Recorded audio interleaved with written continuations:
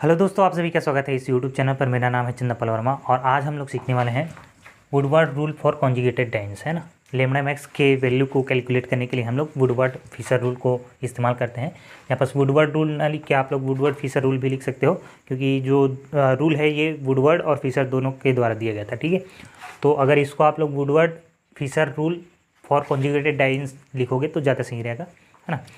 तो Woodward Fieser rule को समझने के लिए हम लोग क्या करते हैं, सबसे पहले इन लोग को समझना पड़ेगा। वुडवर्ड फिशर रूल किस लिए इस्तेमाल होता है? वुडवर्ड फिशर रूल इस्तेमाल होता है लेमड़ा मैक्स के वैल्यू को कैलकुलेट करने के लिए। हम लोग वुडवर्ड फिशर रूल को हम लोग यूज़ करते हैं। लेमड़ा मैक्स के बारे में मैंने आप सभी लोग को जानकारी दिया था। इसको हम लोग एब्जॉर्प्शन मैक्सिमम भी बोलते हैं,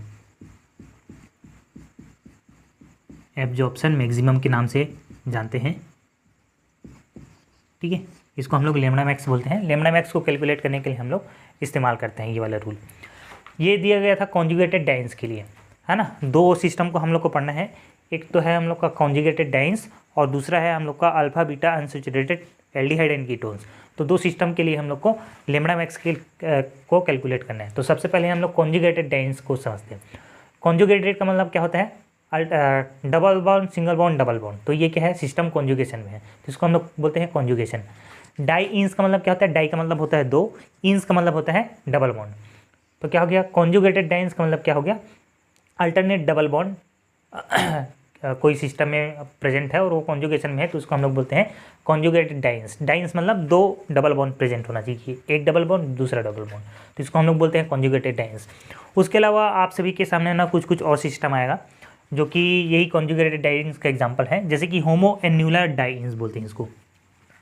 होमो एन्यूलर डाइन्स का मतलब क्या हुआ कि जो दो बॉन्ड है, दो डबल बॉन्ड है, वो एक ही रिंग में प्रेजेंट हो।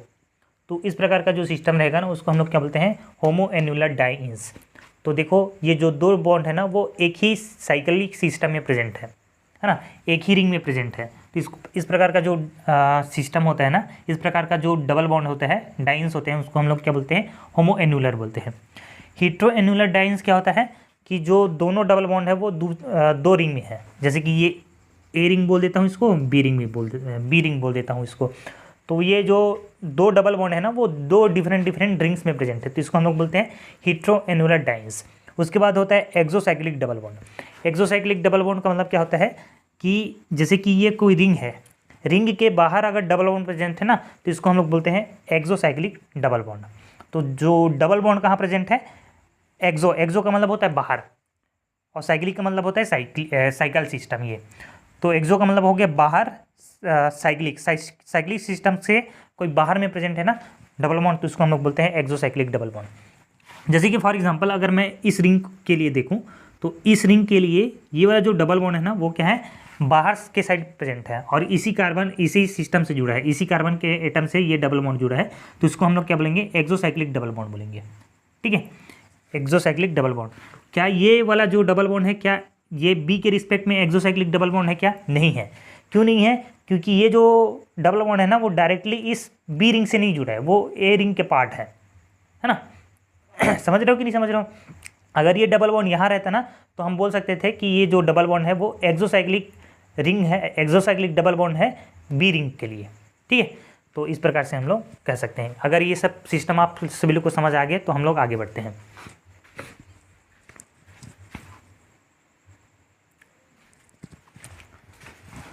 तो दोस्तों नेक्स्ट बढ़ते हैं हम लोग। जो लेमड़ा मैक्स होता है ना, वो दो चीज़ से मिलकर होना होता है। दो चीज़ हम लोग उसको कैलकुलेट करते हैं। सबसे पहले लेमड़ा मैक्स के वैल्यू को कैलकुलेट करने के लिए हम लोग बेस वैल्यू लिखते हैं।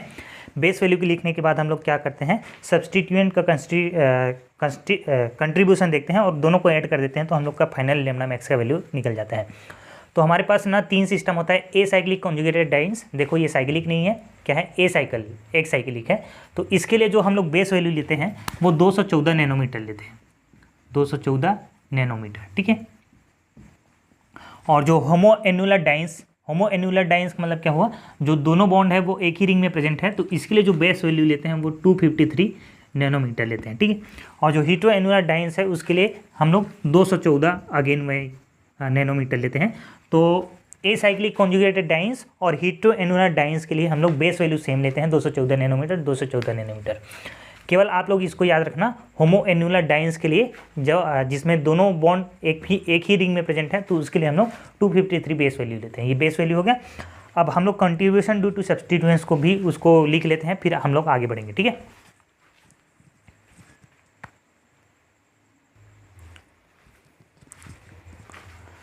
तो जो सब्स्टिट्यूएंट्स की वजह से हम लोग उसमें प्लस करते हैं बेस वैल्यू में, वो आप सभी के सामने है। जब अगर कोई एल्काइल ग्रुप हो तो +5 नैनोमीटर ऐड करेंगे, एल्कोक्सी ग्रुप हो तो 6 नैनोमीटर ऐड करते हैं, SR यानी कि थायोथर हो तो 30 नैनोमीटर, Cl या फिर Br हो तो 5 नैनोमीटर, एसाइलॉक्सी हो तो 0 नैनोमीटर, इसमें ऐड नहीं करते। ठीक है, if one double bond is exocyclic to ring तो 5 नैनोमीटर ऐड करते हैं, एडिशनल कॉन्जुगेशन हो तो पर एडिशनल कॉन्जुगेशन हो तो 30 नैनोमीटर। तो इसमें से आप सभी लोग क्या क्या याद रख सकते हो, बहुत ही ज़्यादा सिंपल है।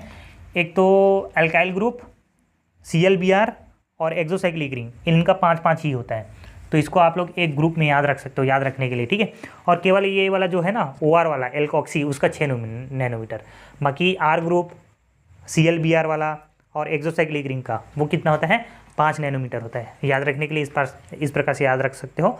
एसाइलॉक्सी का 0 नैनोमीटर और एक का 6 नैनोमीटर होता है, जो कि है एल्कोक्सी का, यानी कि OR का 6 नैनोमीटर होता है। एडिशनल कॉन्जुगेशन का 30 नैनोमीटर और क्या है आप सभी लोग का एक थायोईथर का 30 नैनोमीटर। तो इसको याद रखना बहुत ही ज़्यादा सिंपल है। अब चलो, ये तो हो गया पूरा अभी थ्योरी, अभी हम लोग प्रैक्टिस करते हैं ताकि आप सभी लोग को थोड़ा सा इससे ये जो टॉपिक है ना उस पर कमांड आ जाए। ठीक है,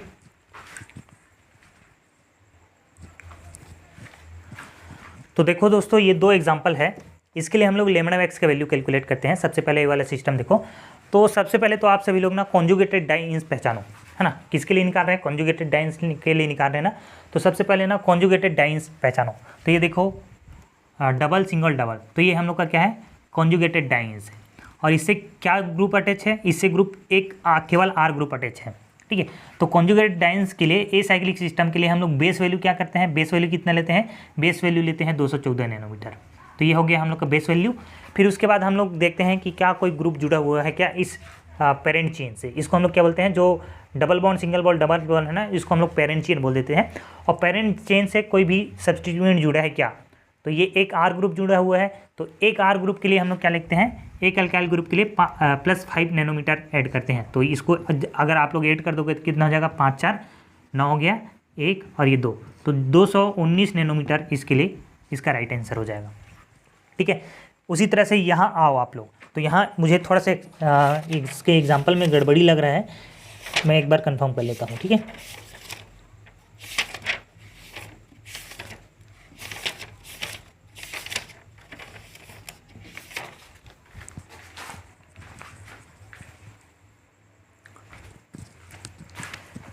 नेक्स्ट एग्जांपल देखो। नेक्स्ट एग्जांपल में ना मुझे कहीं कॉन्जुगेटेड डाइन्स नहीं लग रहा था, तो यहाँ पास डाइन्स है ना। इसका स्ट्रक्चर मैंने गलत बनाया था, इसको देखते हैं अब। तो यहाँ पास आप लोग कॉन्जुगेटेड डाइन्स पहचानो। तो कॉन्जुगेटेड डाइन्स कौन सा है, ये वाला है हम लोग का। देखो, क्या ये जो डबल बॉन्ड है वो दोनों सेम रिंग में प्रेजेंट है क्या, नहीं। यहाँ एक जो बॉन्ड है वो बाहर की साइड प्रेजेंट है, रिंग से बाहर प्रेजेंट है, तो इस वजह से इसको हम लोग होमोएन्युलर डाइन्स नहीं बोल सकते। ये साइक्लिक वाला है ना, तो इसको हम लोग होमोएन्युलर डाइन्स नहीं बोलेंगे, क्योंकि जो दोनों बॉन्ड है वो एक ही साइकिल के अंदर में प्रेजेंट नहीं है। तो ये क्या है, हम लोग का हेटेरोएन्युलर डाइन्स का एग्जाम्पल है। ठीक है, तो हेटेरोएन्युलर डाइन्स के लिए हम लोग बेस वैल्यू कितने लेते हैं, 214। ठीक है, कोई अल्काइल ग्रुप जुड़ा है क्या, ये है हम लोग का पेरेंट चेन। तो ये एक अल्काइल ग्रुप जुड़ गया, ये दूसरा अल्काइल ग्रुप जुड़ गया, तो एक के लिए 5, तो 2 के लिए कितना हो जाएगा, 10। तो इसको करेंगे +10 करेंगे। ठीक है, अब देखो यहाँ पास मुझे ना रिंग के बाहर एक मुझे एक्सोसाइक्लिक डबल बॉन्ड दिख रहा है। क्या आप सभी लोग देख पा रहे हो, ये रिंग है ना, इसके बाहर में एक डबल बॉन्ड दिख रहा है। तो एक एक्सोसाइक्लिक डबल बॉन्ड के लिए हम लोग क्या करते हैं, +5 करते हैं। तो यहाँ पास +5 कर देंगे हम लोग, सभी को जोड़ दो, कितना हो जाएगा, 5 4 9, 1 1 कितना हो जाएगा, 2, और ये 2 का 2, तो 229 नैनोमीटर इसका क्या हो जाएगा, लेमड़ा मैक्स का वैल्यू हो जाएगा। ठीक है, इसका लेमड़ा मैक्स का कितना वैल्यू हो जाएगा, 229 नैनोमीटर। चलो कुछ और एग्जांपल करते हैं हम लोग।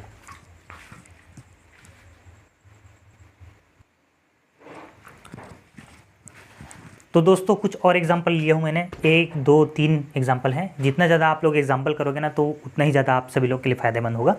तो इसको देखो, सबसे पहले ये सिस्टम को देखते हैं, कॉन्जुगेटेड डाइन्स पहचानते हैं। तो ये जो है मुझे double bond single bond double bond दिख रहा है, और ये जो दोनों बॉन्ड है वो एक ही रिंग में प्रेजेंट है, तो वो ये होमो एन्युलर डाइन्स का एग्जांपल है। तो होमो एन्युलर डाइन्स के लिए जब भी हम लोग लेमड़ा मैक्स का वैल्यू कैलकुलेट करते हैं तो बेस वैल्यू लिखते हैं। तो बेस वैल्यू होमो एन्युलर डाइन्स के लिए कितना लिखते हैं, 253 लिखते हैं। ठीक है, 253 नैनोमीटर। अब देखते हैं इससे कि ये हम लोग का पेरेंट चेन हो गया, ये वाला जो है ना, ये वाला, ये हम लोग का पेरेंट चेन हो गया।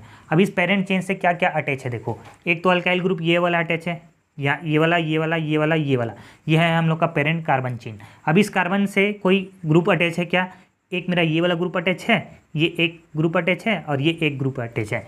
तो 3 अल्काइल ग्रुप अटैच है मेरे इससे। तो 3 अगर अल्काइल ग्रुप अटैच है, एक के लिए हम लोग 5 करते हैं, तो 3 के लिए कितना करेंगे, 15 ऐड कर देंगे। ठीक है, देखो कोई, ये तो हो गया हम लोग का अल्काइल ग्रुप। स्टूडेंट यहाँ पास क्या मिस्टेक करते हैं पता है, एक एक्सोसाइक्लिक डबल बॉन्ड भी है। जैसे कि अगर मैं इसको ए रिंग बोल दूँ और इसको बी रिंग बोल दूँ, तो ए रिंग के रिस्पेक्ट में ये वाला जो डबल बॉन्ड है वो क्या है, एक्सोसाइक्लिक डबल बॉन्ड है। तो एक्सोसाइक्लिक डबल बॉन्ड के लिए हम लोग कितना बढ़ाते हैं, +5 बढ़ाते हैं। ठीक है, तो टोटल कितना हो गया, 5 5 10, 3 क्या हो जाएगा, 13, 13 का 3 हासिल है 1, 5 5 6 7 हो जाएगा ये, और ये 2 हो जाएगा। तो 273 नैनोमीटर इसके लिए लेमड़ा मैक्स का वैल्यू हो जाएगा। चलो इसको ट्राई करते हैं। अगर मैं इसको देखूं तो double bond single bond double bond, तो ये है हम लोग का ये कार्बन ये कार्बन ये कार्बन ये कार्बन, ये है हम लोग का पेरेंट चेन। अब इन पेरेंट चेन के जो कार्बन में से क्या कोई ग्रुप अटैच है क्या, एक आर ग्रुप अटैच है, इधर एक आर ग्रुप अटैच है, ये वाला कार्बन से ये एक आर ग्रुप अटैच है, तो 3 मेरे आर ग्रुप अटैच है। ठीक है, ये बाकी इन सब से मुझे लेना देना नहीं है, मुझे लेना देना केवल इससे है कि इस कार्बन से कोई आर ग्रुप अटैच है क्या, तो ये वाला आर ग्रुप अटैच है। इस कार्बन से कोई आर ग्रुप अटैच है क्या, तो इस ये वाला आर ग्रुप अटैच है। तो देखो इस कार्बन से कुछ अटैच है क्या, नहीं है, तो मुझे नहीं लूँगा, इधर का मैं टेंशन ही नहीं लूँगा ना। जैसे कि इधर कुछ और कनेक्ट है तो इधर टेंशन नहीं लेना है उसका। इस कार्बन से कोई आर ग्रुप अटैच है क्या, हाँ ये वाला आर ग्रुप अटैच है, तो ये इसको मैं एक आर ग्रुप ले लूँगा। तो 3 आर ग्रुप है। अब ये सिस्टम पहचानना है तुम लोग को कि ये होमो एन्युलर डाइन्स है कि हीट्रो एन्युलर डाइन्स है। तो 2 जो डबल बॉन्ड है ना वो 2 अलग अलग डिफरेंट रिंग में प्रेजेंट है, तो इसको हम लोग बोलेंगे hetero annular dance. Hetero annular dance के लिए हम लोग जो बेस वैल्यू लेते हैं वो कितना लेते हैं, 214 नैनोमीटर। ठीक है, 214 नैनोमीटर। दूसरा देखो अल्काइल ग्रुप, एक alkyl group, 2 alkyl group, 3 alkyl group.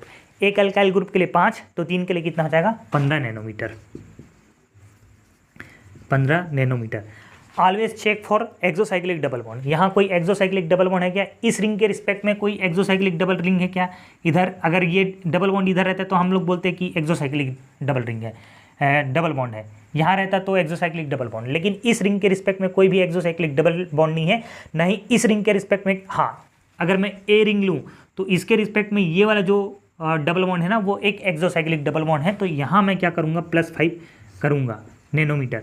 +5 क्यों किया, क्योंकि ये वाला जो डबल बॉन्ड है ना वो ए रिंग के रिस्पेक्ट में एक्सोसाइक्लिक डबल बॉन्ड है। तो देखो 5 5 10 4 कितना हो गया, 14 का 4 हासिल है 1, 1 2 3 हो जाएगा ये, और ये हो जाएगा 2, 234 नैनोमीटर। इसके लिए लेमड़ा मैक्स का जो वैल्यू हो जाएगा ना वो कितना हो जाएगा, 234 नैनोमीटर। चलो ये वाला जो सिस्टम है इसके लिए कंसीडर करते हैं। देखो पेरेंट चेन पहचानना चाहिए, आना चाहिए कॉन्जुगेटेड डाइन्स। तो ये वाला कार्बन ये वाला कार्बन ये वाला कार्बन और ये वाला carbon, double bond single bond double bond. तो क्या इस चारों में से, चारों कार्बन में क्या क्या कोई ग्रुप अटैच है क्या, इस कार्बन से देखो ये एक अल्काइल ग्रुप अटैच है, इस कार्बन से ये एक अल्काइल ग्रुप अटैच है, ये वाला जो कार्बन का चेन है ना ये है हम लोग का पेरेंट चेन। ठीक है, इस कार्बन एटम से ये वाला ग्रुप अटैच है, इस कार्बन एटम से ये वाला ग्रुप अटैच है, इस कार्बन एटम से ये वाला ग्रुप अटैच है, और इसी कार्बन एटम से ये वाला ग्रुप भी अटैच है। तो टोटल कितने अल्काइल ग्रुप अटैच है, 1 2 3 4 अल्काइल ग्रुप अटैच है। ठीक है, ये वाला हम लोग का सिस्टम है। क्या ये होमो एन्युलर डाइन्स है कि हीट्रो एन्युलर डाइन्स है, ये है हम लोग का होमो एन्युलर डाइन्स, क्योंकि जो 2 डबल बॉन्ड है वो एक ही रिंग में प्रेजेंट है। इस वजह से हम लोग क्या करेंगे, इसके लिए जो बेस वैल्यू लेते हैं वो कितना लेते हैं, 253 नैनोमीटर। ठीक है, उसके बाद देखो अल्काइल ग्रुप, कितने अल्काइल ग्रुप है, एक alkyl group, 2 alkyl group, 3 alkyl group, 4 alkyl group. तो एक के लिए हम लोग कितना लेते हैं, एक के लिए हम लोग 5 लेते हैं, तो 4 के लिए कितना लेंगे हम लोग, 20 लेंगे, 20 नैनोमीटर। एक्सोसाइक्लिक डबल बॉन्ड देखो, एक्सोसाइक्लिक डबल बॉन्ड है क्या, कहीं नहीं है। इस रिंग के रिस्पेक्ट में कोई एक्सोसाइक्लिक डबल बॉन्ड नहीं, ना इस रिंग के रिस्पेक्ट में कोई एक्सोसाइक्लिक डबल बॉन्ड नहीं, तो एक्सोसाइक्लिक रिंग का पैदा ही नहीं होता। तो ये देखो 3 और 5 2 कितना हो जाएगा, 7, और ये क्या हो जाएगा, 273 नैनोमीटर। ठीक है, एक आध दो एग्जांपल हम लोग एक्सटेंडेड कॉन्जुगेशन का भी ले लेते हैं, ये वाला चीज़ आप लोग इसको नोट कर सकते हो।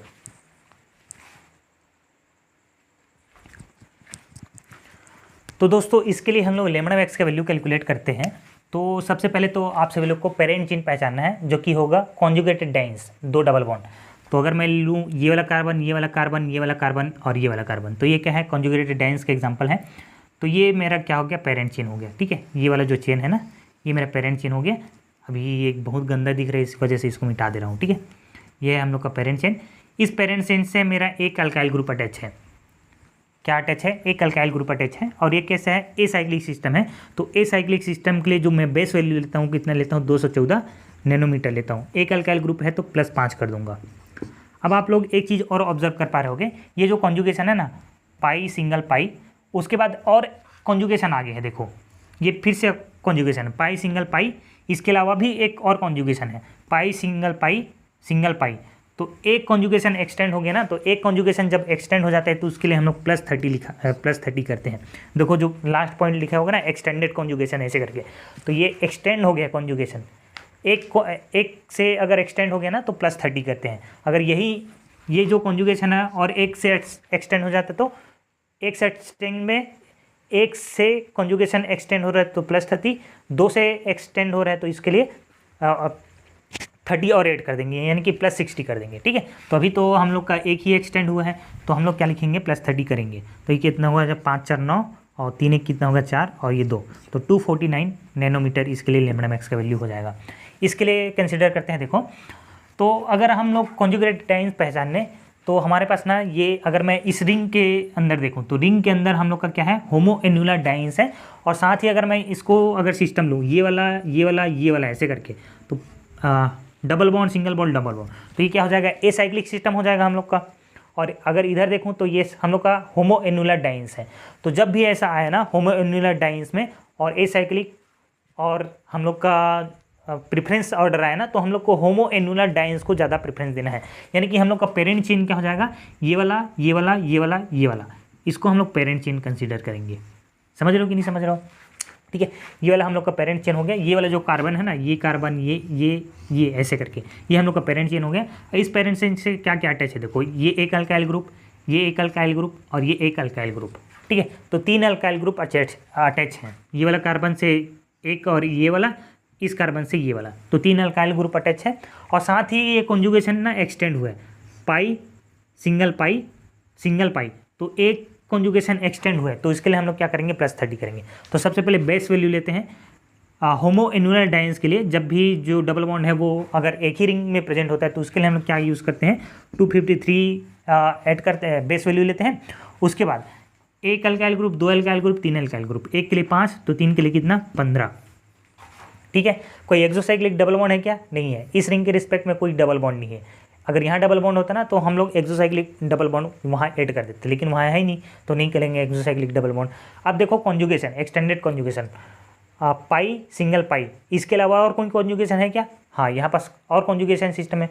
पाई सिंगल पाई के अलावा एक और पाई सिंगल पाई, तो एक और कॉन्जुगेशन एक्सटेंड हो गए, तो इसके लिए +30 हम लोग ऐड कर देंगे। तो 5 3 कितना हो जाएगा, 8 और 5 3 8 1 कितना हो जाएगा, 9 और ये 2, तो 298 नैनोमीटर इसके लिए इसका लेमड़ा मैक्स का वैल्यू हो जाएगा। ठीक है, तो इस प्रकार से कैलकुलेट करते हैं। आई होप आप सभी लोग को समझ आया है। अब हम लोग कॉन्जुगेटेड डाइन्स है ना, इसके बाद हम लोग समझेंगे अल्फा बीटा अनसैचुरेटेड कंपाउंड के लिए। ठीक है,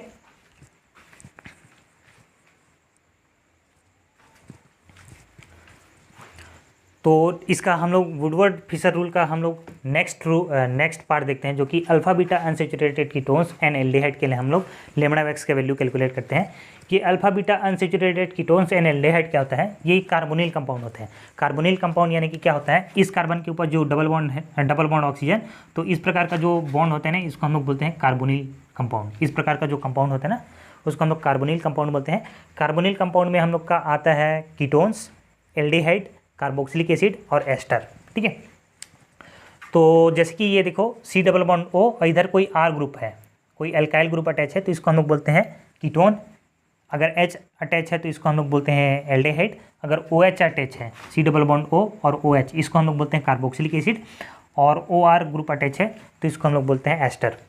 ठीक है, ये अल्फ़ा बीटा अनसैचुरेटेड क्या होता है, अल्फ़ा बीटा अनसैचुरेटेड क्या होता है, ये जो डबल बॉन्ड ओ है ना, उसका जो नेक्स्ट वाला जो कार्बन है इसको हम लोग बोलते हैं अल्फ़ा पोजीशन, और ये क्या है बीटा पोजीशन। तो अल्फ़ा बीटा में क्या है, अनसैचुरेटेड है, अनसैचुरेटेड यानी कि डबल बॉन्ड या फिर ट्रिपल बॉन्ड को हम लोग अनसैचुरेशन बोलते हैं। तो अल्फ़ा और बीटा में क्या है, अनसैचुरेशन है। ये वाला इसका जो नेक्स्ट वाला कार्बन रहता है सी डबल बॉन्ड ओ है ना, उसका जो नेक्स्ट वाला कार्बन रहता है उसको हम लोग अल्फ़ा, और उसका जो नेक्स्ट वाला रहता है उसको बीटा, और उसका जो नेक्स्ट वाला रहता है उसको हम लोग गामा बोलते हैं। ठीक है, ये हो गया हम लोग का अल्फ़ा बीटा गामा। तो ये है हम लोग का अल्फ़ा कार्बन, ये है हम लोग का बीटा कार्बन। तो अल्फ़ा और बीटा कार्बन के बीच में डबल बॉन्ड है, तो ये अल्फ़ा बीटा अनसैचुरेटेड क्या हो गया, इसको हम लोग बोलेंगे अल्फ़ा बीटा अनसैचुरेटेड कीटोन्स, इसको हम लोग बोलेंगे अल्फ़ा बीटा अनसैचुरेटेड एल्डिहाइड, इसको हम लोग बोलेंगे alpha beta unsaturated carboxylic acid, alpha beta unsaturated ester. ठीक है, इस प्रकार से हम लोग इसको नाम देंगे। अब सेम वही काम करना है हमारे लिए। क्या होता है, एक बेस वैल्यू होता है, हम लोग क्या करते हैं, बेस वैल्यू लेते हैं, फिर कोई सब्स्टिट्यूएंट रहता है ना, उसको हम लोग फिर कुछ अमाउंट हम लोग ऐड करते हैं। तो वो कितना ऐड करते हैं हम लोग, चलो देखते हैं। ठीक है,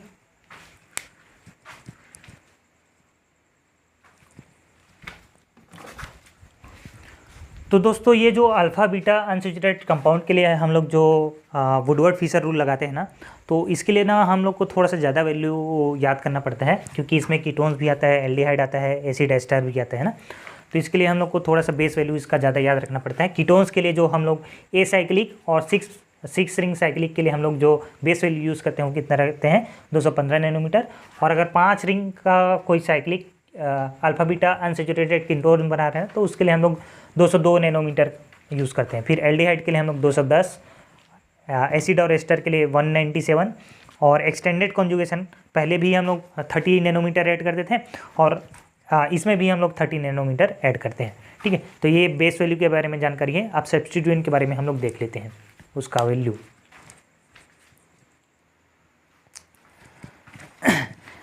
अब दोस्तों आप सभी लोग ये वाला टेबल देख के बोल रहे होंगे ये क्या हो गया, इतना सारा वैल्यू याद रखना पड़ेगा। हाँ, तो आप सभी लोग को इतना सारा वैल्यू याद रखना पड़ेगा। हाँ, जनरली क्या होता है, जो हम लोग अल्फ़ा बीटा अनसैचुरेटेड कंपाउंड के लिए करते हैं ना, तो वो सफिशिएंट रहता है एमएससी के एग्जाम्स के लिए।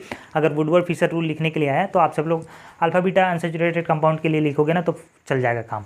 ठीक है, alpha beta unsaturated sorry alpha beta नहीं, डाइन्स के लिए लिखोगे ना आप लोग, कॉन्जुगेटेड डाइन्स के लिए, तो उसके लिए काम चल जाएगा। जब आप लोग एमएससी में लिखोगे ना तो कॉन्जुगेटेड डाइन्स के लिए लिख देना। अल्फ़ा बीटा अनसैचुरेटेड कंपाउंड के लिए ये बहुत सारा डाटा याद करना पड़ेगा आप सभी लोग को। सबसे पहले हम लोग ने बेस वैल्यू देखा। अब बेस वैल्यू के बाद हम लोग अगर कोई अल्काइल ग्रुप अटैच है तो उसके लिए अल्फ़ा पोजीशन पे अगर अटैच है अल्काइल ग्रुप तो 10 नैनोमीटर ऐड करेंगे, बीटा पोजीशन पे है तो 12 नैनोमीटर, गामा पोजीशन पे 18 नैनोमीटर, और डेल्टा पोजीशन पे तो 18 नैनोमीटर। इस प्रकार से हम लोग ऐड करते हैं। तो ये बहुत सारा डाटा याद करना पड़ेगा। क्लोरो के लिए, ब्रोमो के लिए, एसाइल ऑक्सी के लिए। एसाइल ऑक्सी के लिए सरल है ना, 6 है ऐसे करके, है ना। ज़्यादा तो यही वाला याद करना पड़ेगा। अल्काइल ग्रुप के लिए थोड़ा सा एग्जांपल दे देना तो आप सभी लोग उसको कर पाओगे। और साथ ही ये तो ग्रुप्स हो गया, फिर इसके बाद ना सॉल्वेंट का भी ऐड होता है कुछ, जैसे कि कुछ दूसरा जो डिफरेंट सॉल्वेंट लेंगे ना तो उसके लिए डिफरेंट और वैल्यू हम लोग ऐड करेंगे। तो उसको भी हम लोग एक बार देख लेते हैं, इसको नोट कर लीजिए आप लोग। तो सॉल्वेंट का भी कुछ इफेक्ट आता है, जैसे कि अगर हमने मेथनॉल लिया सॉल्वेंट, है ना, तो उसके लिए अगर हम लोग लैम्डा मैक्स का वैल्यू कैलकुलेट कर रहे हैं अल्फ़ा बीटा अनसैचुरेटेड एल्डिहाइड और कीटोन्स के लिए, तो बेस वैल्यू ऐड करेंगे, फिर सब्स्टिट्यूएंट का ऐड करेंगे। तो अगर कोई सॉल्वेंट दी दिया जैसे कि क्लोरोफॉर्म, तो उसमें हम लोग को जो भी वैल्यू आएगा उसमें -1 करना पड़ेगा, क्योंकि क्लोरोफॉर्म का -1 नैनोमीटर रहता है ना, उसको घटाना रहता है। डाईऑक्सेन में -5 करते हैं, डाईइथाइल ईथर में -7 नैनोमीटर हम लोग सब्ट्रैक्ट करते हैं। हम लोग जो लैम्डा मैक्स के वैल्यू में इतना सब्ट्रैक्ट करेंगे। हेक्सेन दिया तो -11 नैनोमीटर को सब्ट्रैक्ट करेंगे। साइक्लोहेक्सेन अगर सॉल्वेंट दिया है तो -11 नैनोमीटर करेंगे। केवल एक वाटर ही ऐसे है जिसमें हम लोग ऐड करते हैं। ठीक है, तो चलो अब थोड़ा बहुत एग्जांपल करते हैं। इसमें बहुत ज़्यादा एग्जांपल नहीं करेंगे, हम लोग थोड़ा सा एग्जांपल करेंगे अंडरस्टैंड के लिए, कि समझने के लिए कि ये एक्चुअली में है क्या, ऐसे करके, है ना। लैम्डा मैक्स के वैल्यू हम लोग अल्फ़ा बीटा अनसैचुरेटेड एल्डिहाइड और कीटोन्स के लिए हम लोग किस प्रकार से इस्तेमाल करते हैं उसको एग्जाम्पल के जरिए समझते हैं। ठीक है,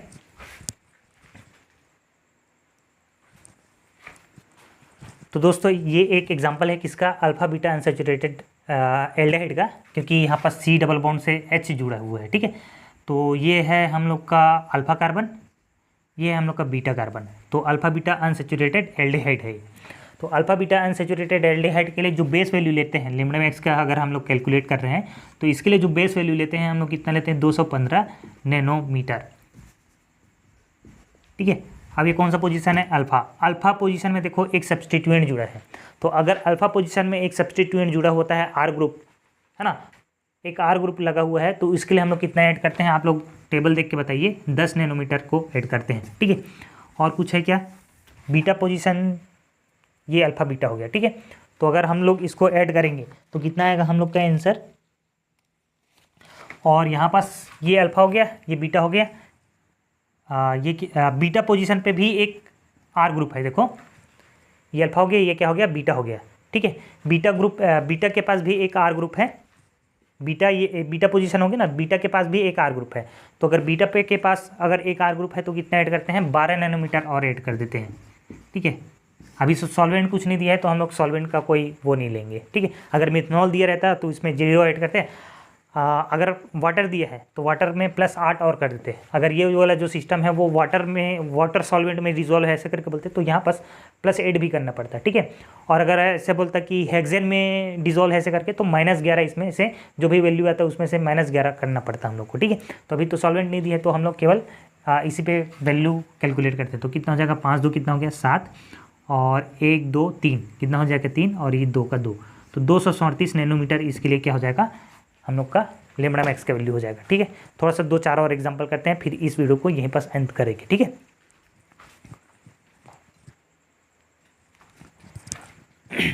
तो चलो दोस्तों एक और एग्जांपल लेते हैं। इसके लिए हम लोग को लैम्डा मैक्स का वैल्यू कैलकुलेट करना है। तो सबसे पहले तो मुझे ये डबल बॉन्ड ओ दिख रहा है, तो ये क्या है, हम लोग का ग्रुप है, कौन सा ग्रुप है, अल्फा बीटा अनसैचुरेटेड कीटोन का एग्जांपल है। देखो इधर आर ग्रुप जुड़ा है, इधर C डबल बॉन्ड O, अगर इधर H रहता ना, यहाँ पास अगर ऐसे कट के H ग्रुप जुड़ा होता तो इसको हम लोग एल्डिहाइड बोलते हैं, लेकिन अभी ये पूरा ऐसे जुड़ा है तो ये क्या है, कीटोन का एग्जांपल है, ठीक है। ये हो गया अल्फा पोजीशन, ये क्या हो गया, beta position, alpha beta unsaturated ketone है ये, ठीक है। तो देखो अभी तो मुझे क्या ऑब्जर्व कर पा रहा हूँ, ये क्या है, बीटा कार्बन, इस बीटा कार्बन से ये एक सब्स्टिट्यूएंट अटैच है और ये एक सब्स्टिट्यूएंट अटैच है।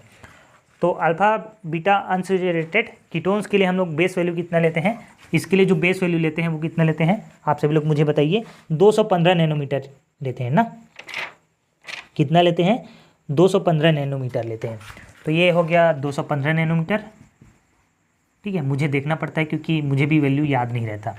लैम्डा मैक्स के कैलकुलेशन के लिए अल्फा बीटा अनसैचुरेटेड कीटोन है तो उसके लिए बेस वैल्यू कितना लेते हैं, 215 नैनोमीटर। साथ ही देखो बीटा पोजीशन पे क्या है, 2 अल्काइल ग्रुप जुड़ा हुआ है, तो बीटा पोजीशन पे जब अल्काइल ग्रुप जुड़ता है तो हम लोग कितना वैल्यू ऐड करते हैं, बीटा पोजीशन में हम लोग 12 नैनोमीटर ऐड करते हैं। तो कितना अल्काइल ग्रुप है, 2 अल्काइल ग्रुप, एक के लिए 12 तो 2 के लिए कितना हो जाएगा, 24 नैनोमीटर।